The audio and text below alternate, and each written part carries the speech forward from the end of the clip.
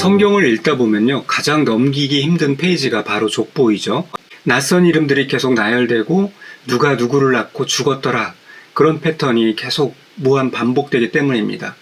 아담에서 시작된 인류의 족보는 10대를 지나서 노아라는 꼭지점을 찍습니다.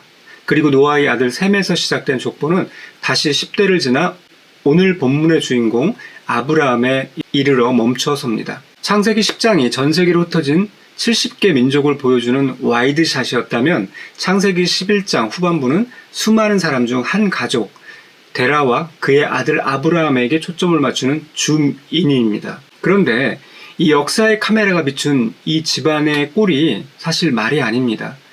믿음의 조상이라고 하기에는 너무나 평범하고 심지어 문제투성이까지 하죠. 오늘 우리는 이 위태로운 족보 속에 숨겨진 하나님의 섭리를 통해서 자격 없는 우리를 부르신 하나님의 은혜를 발견하고자 합니다. 우리는 흔히 믿음의 조상 아브라함이라고 하면 태어날 때부터 남다른 신앙심이 있었거나 떡잎부터 달랐을 것이라고 상상을 하죠. 하지만 성경은 아브라함의 어린 시절이나 그의 영웅적인 면모에 대해서 침묵합니다. 오히려 그의 배경을 살펴보면 좀 충격적이기까지 하죠. 여호수아 24장 2절은 아브라함의 아버지 데라가 강 저쪽에 거주하여 다른 신들을 섬겼다라고 폭로합니다. 아브라함이 태어난 갈대아 우르는 당시 최고 문명을 자랑하던 도시였지만 동시에 달을 신으로 섬기는 우상 숭배의 본거지였습니다. 아브라함의 집안은 그곳에서 우상을 섬기며 살았던 평범한, 아니 하나님 입장에서 보면 오히려 자격 미달인 그런 집안이었습니다. 그뿐만이 아니죠. 그들은 고향을 떠나 하란으로 다시 가나안으로 이동합니다. 한 곳에 정착하지 못하고 떠돌았다는 것은 그들에게 든든한 경제적 기반이 없었음을 의미하기도 합니다. 신앙적으로도 우상숭배자였고 현실적으로도 내세울 것이 없는 집안. 게다가 훗날 아브라함의 여정을 보면 그의 위기 때마다 거짓말을 하고 실수를 연발하는 연약한 사람이었던 거죠.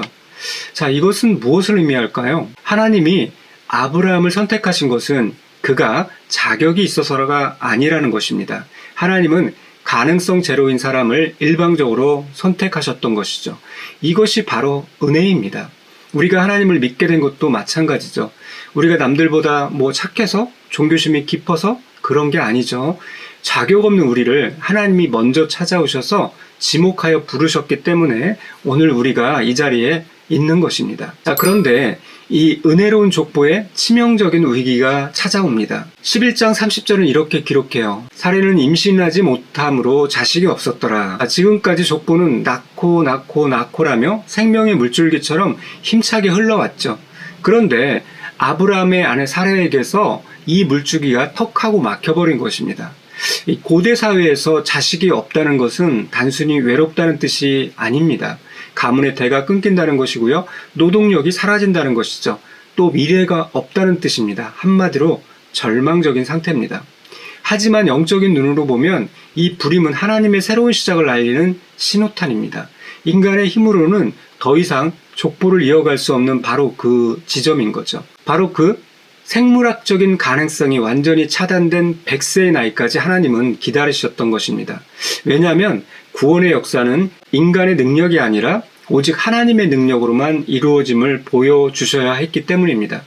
사례의 태가 닫힌 것은 저주가 아니라 기적을 담을 그릇을 준비하는 시간이었던 거죠.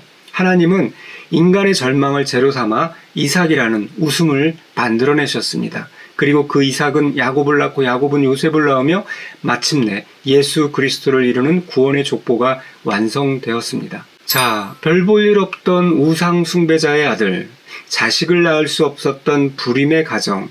세상의 기준으로 보면요, 실패한 인생이고 끊어진 족보였습니다. 하지만 하나님이 그 인생에 개입하시자 그들은 열국의 아비가 되고 믿음의 조상이 되었습니다. 이 놀라운 반전의 드라마가 오늘 우리에게도 유효합니다. 혹시 우리 집안은 믿음의 뿌리가 없어, 나는 가진 것도 없고 능력도 부족해, 내 인생은 꽉 막힌 벽 같아 라고 생각하며 낙심하고 계시는 분이 있습니까?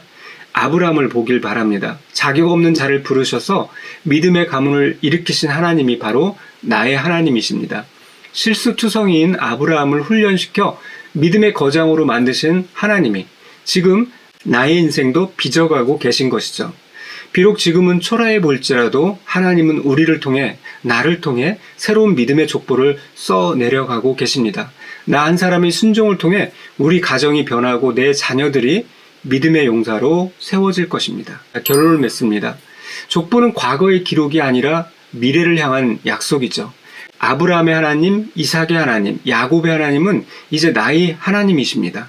동일하신 그 하나님이 우리에게 허락하신 분량만큼 우리의 삶을 통해 믿음의 역사를 이루어 가실 겁니다. 오늘 하루 내 현실의 부족함이나 과거의 허물 때문에 위축되지 말길 바랍니다. 너는 복이 될지라 라고 선포하신 그 말씀을 붙들고 우리 가문이 그리고 내가 속한 공동체가 하나님 나라 확장에 귀하게 쓰임받는 믿음의 명문가가 되기를 꿈꾸며 나아가길 바랍니다.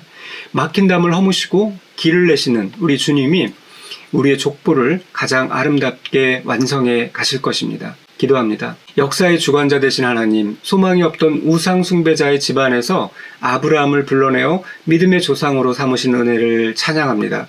오늘 말씀을 통해 아무 자격 없는 저를 하나님의 자녀로 불러주신 것이 얼마나 큰 기적이며 은혜인지 다시금 깨닫습니다.